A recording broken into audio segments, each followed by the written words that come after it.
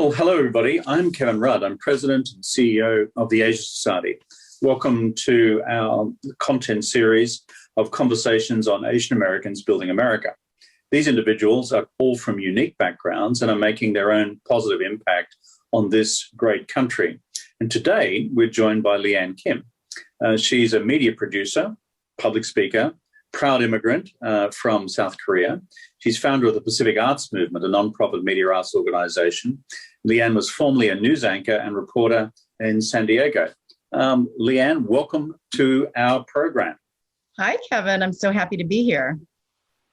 And thanks for being part of this conversation, which we're having with Asian Americans from all walks of life. And yours is especially interesting. Now, Leanne, what's your reaction to all the anti-Asian hate that you see in the headlines at the moment, given that we are in Asia Pacific American Heritage Month 2021? Well, I'm horrified, of course, exhausted.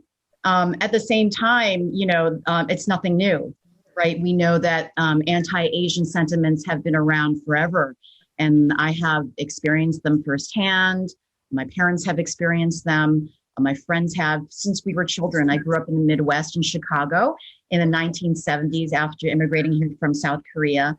And, 1970s was not a cool time to be Asian anywhere, right? And at that time, it was like you were either Chinese or Japanese. There was very little understanding of the diaspora of what it means to be Asian American and Pacific Islander. But we've come a long way, but there's a lot more work to do. What I will say, Kevin, the good thing, if there is something that's good as a result of all this, is that Asian Americans, for the first time, actually have a national stage to have a conversation. If you think about even after the Japanese internment, when tens of thousands of Japanese Americans were released from internment, there was never a national conversation about the harm that was created and the trauma, right? And now for the first time in, I think, our nation's history, we're able to, as a community, as a nation, address, topics of Asian America, the diaspora of Asian America, and also the history of stereotyping and discrimination. It's a really interesting point you make because despite some of the appalling history towards Chinese Americans, Japanese Americans, Korean Americans, we're all familiar with it from railroads to the present. But frankly, it's ugly. It's an ugly part of the history of this country. And frankly, in my own country, Australia, it's an ugly part of the history as well. So I don't approach this conversation with any sense of intrinsic moral virtue. It's simply calling it for what it is. But you make a really interesting point about the fact that the nature of what's happened in the last year or so has now brought Asian American leadership to the surface and saying, this is not cool and we're not going to put up with it. And for the voice collectively and individually to be heard across the country as Asian Americans from all walks of life say, is this who we really are as a country? And wonderfully saying that with these wonderfully broad American accents. I found this as a wonderful rollback against the tide of sentiment we've seen from other, shall we say, less enlightened sources. Tell me, do you think there's a particular angle of this phenomenon of racism towards Asian Americans, which has been directed at Asian American women? Well, it always has been, right? And that's what's really interesting about this is that we've talked about racism against Asian Americans as we've really flattened the conversation, right? But we now know, especially after what happened in Atlanta, that there are different layers and there's different intersections of how racism appears in our lives. And any Asian American woman in this country can tell you that they have experienced the sexism, intersected with racism, right? And that is a very specific kind of experience that we are experiencing. And because of that, I think, many people feel like Asian American women are easier targets, right? Because we're so weak and we're, just objectified. We're not seen as human. And so I think that is very true. And especially when we look at our Asian American elderly, our elders, we're seeing the rise in that. And again, it's because they're easy targets. But, on the flip side, I don't like to focus too much on the anti-Asian hate because, with hate, the only way that we're going to overcome that is to focus on the humanity and the joy, right, that Asian Americans have contributed and bring to the table, whether it's through food or whether it's through literature or entertainment or music or the many contributions that Asian Americans bring to this country. That's what I really want to focus on. And I'm seeing different ways, especially within our youth, where they're coming to the table and they actually have the language, they have the words. I'm 50, and so in my generation and older, we didn't have the opportunities as much to talk about racism, discrimination, social justice, right? We're still developing that language. But the younger people seem to have it like really well defined, right? And what it means to them and how to show up for one another and not just be for Asian Americans. Asian American hate is rooted in white supremacy in this country. So it's not just about Asians, it's about all people of color, all marginalized people. And that's really the important conversation, not just about anti-Asian hate. Anti-Asian hate is also anti-Black, anti-Brown, anti-Indigenous hate as well. So that's something that we need to also, consider. Yeah, it's like in the collective West, and certainly let's call it the Anglo-Saxon countries as they've traditionally been defined, needing to reach this kind of come to Jesus moment that there is nothing inherently threatening in the multiculture for the simple reason is these nations, whether it's the United States, the United Kingdom, Australia, these are nations of ideas, built on ideas, not on a particular ethnicity, and that their future lies in the dynamism of the multiculture rather than some rustic preservation of an archaic concept of the monoculture. But that's just me preaching from my own pulpit. I'm more interested in what you find encouraging among young Asian Americans and their activism at present. What's giving you hope as you look across the entire country and the people that you know about stuff that younger Asian Americans are now engaged in to, frankly, transform consciousness in the country? Well, I'm so encouraged not just by the youth, but also the elderly. So by the youth, I look at groups like the Linda Lindas. I don't know if you've ever heard of them, but they are a group of Latinx and Asian American young girls from the ages of, I think, 8 to 15. And they're a punk rock band that actually sings about social justice. And they went viral recently. And seeing people like them, young Asian Americans, take stories and racist, situations and turn them into art is amazing, right? Something that we can celebrate. And then on the flip end, there are people like my parents who are in their late 70s who never, ever considered ever talking about Asian American pride, right? But during this pandemic, one of their neighbors received a letter. She's a Korean American widow, received a threatening letter from a neighbor saying, go back to your country. So glad that your husband recently died. One less Asian to worry about. And that community, including my parents, did protests, to stand up for their rights, to stand up and say, hey, we are human. Don't objectify us. We are American. We belong here. This is our country. And in between all that, we see Asian Americans going into places and careers that we've never seen before. I have never seen so many Asian American authors, crying at H Mart, Pachenko, and, the list goes on, Minor Feelings, and it's just really wonderful because, you only know what you know, right? And so when we have like a diverse set of voices, then we become less monolithic, right? And people start kind of dissecting us instead of considering us one big Oriental nation, right? And so that's really important to me, is to see how Asian Americans are expressing themselves. And I also see my own friends who are mothers and, and just working people who never ever considered talking about what it means to be Asian American, finally talking about it, and that it's important to them now. It's part of their daily conversation, and they are learning that we're all on a learning journey of where we are in this country, and how do we unpack?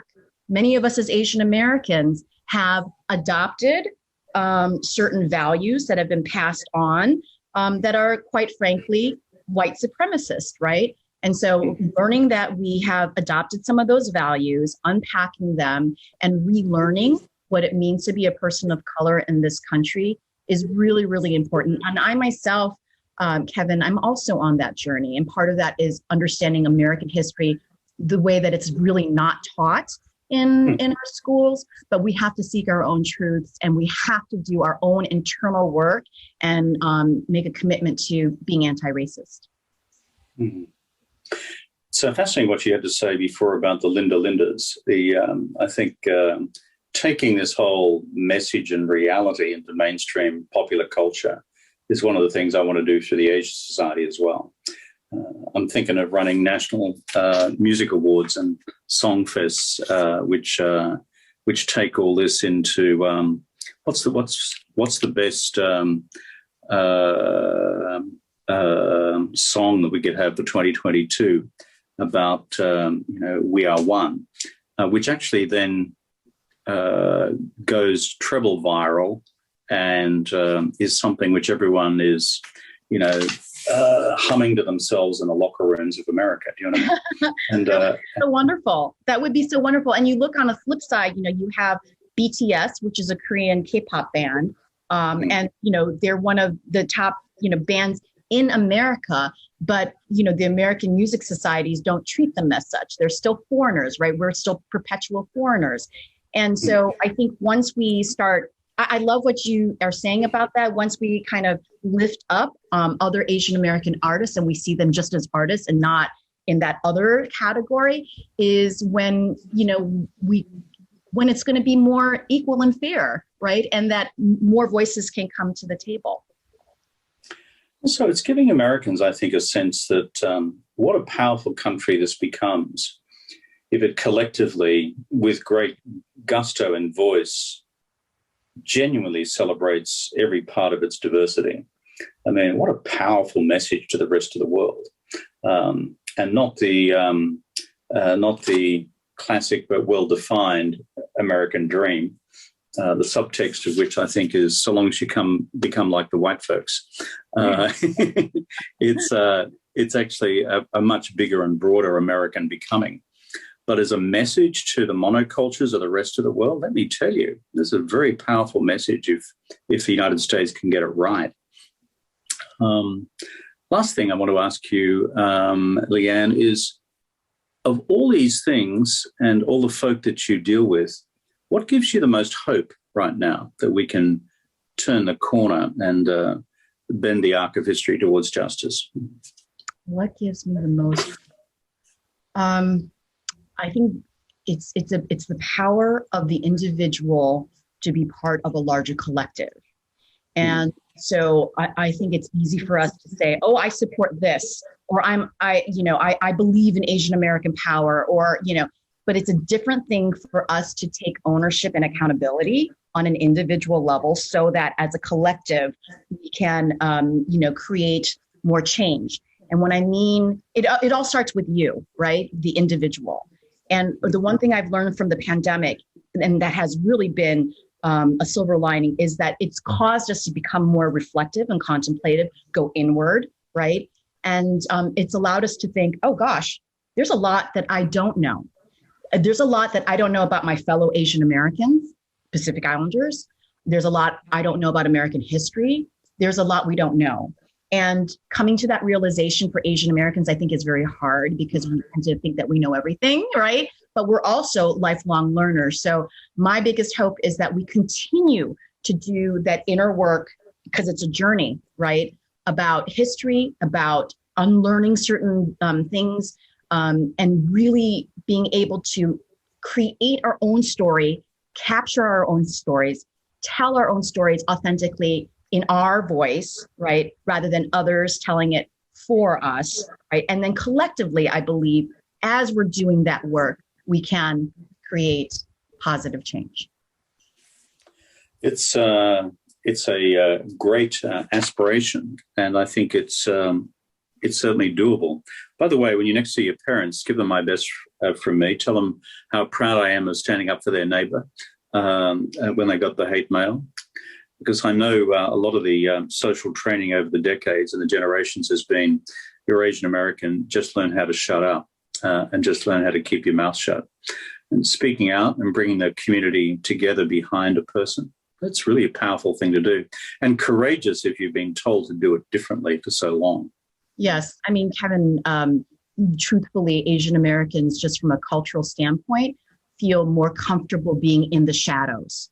And what has happened with this anti-Asian hate, it has called all of us forth to come out of the shadows and into the light. And so now that we're in the light, the question is, what do we do? Right? And that answer is something that we're all contemplating right now. And I thank you and the Asia Society for bringing us out of the shadows and having these conversations so that eventually these conversations will end up into personal and collective action. It's a really powerful metaphor, bringing folk out of the shadows who have been kind of enculturated to assume that's their, quote, proper place in this society.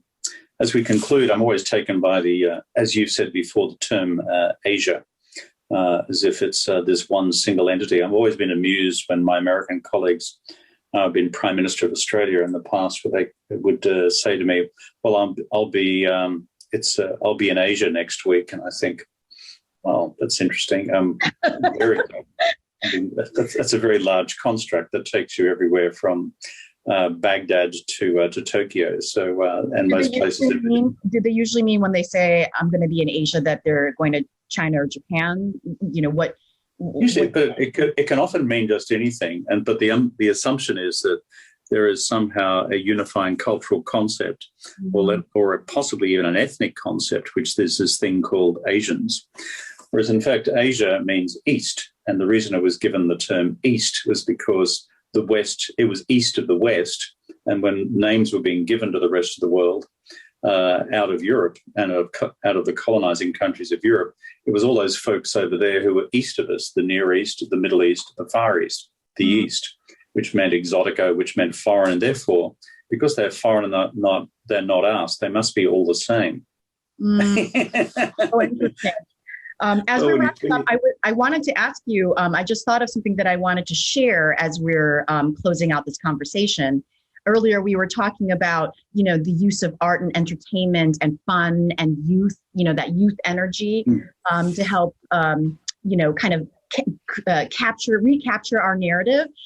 So one of the things that I am doing right now that I've done in the last 2 years as I've become a middle-aged woman is I created a group called Ajima EXP. And Ajima in the Korean language means middle-aged woman. And there's actually a joke. Ajima. Ajima. So in Korea, there's a joke where it's like there's three sexes. There's the male, there's the female, and then there's the Ajima. And so what Ajima EXP is, it's a group of women, Asian or not, who get together and we flash mob across San Diego, and we do crazy things to shine a light on middle-aged women and to kind of celebrate who we are at this time, because I feel, especially as we get older, Asian American women become very, very invisible and less valued. So if you want to find out more about that, you can go to ajimaexp.com. Okay, well, ajimaexp.com. Thank you for the promotion. I think it's a great idea. And you've given me a great idea as well, which is to get onto the Linda Lindas, and get them into this Asian Americans Building America. Well, we all need more fun in our lives. That's it. We need to laugh. We need to have more fun in our lives. I think Asian Americans tend to take ourselves too seriously sometimes. So, yes, check out the Linda Lindas, but, go out and find a way to live your life with joy. Exactly. part of the reason for doing this series is not to have a rolling series of dialectical seminars about deconstruction of race, but basically to have some fun talking about the really good things that are happening out there and the fun things and the positive contributions day in, day out by, now I'm going to use the term, Asian Americans right across this country. So, Leanne Kim, thank you so much for being with us. You are bravely giving your voice to Asian Americans and to Asian American women in particular. Appreciate you for being so inspiring. I'm Kevin Rudd. I'm from the Asian Society. Thank you for joining us.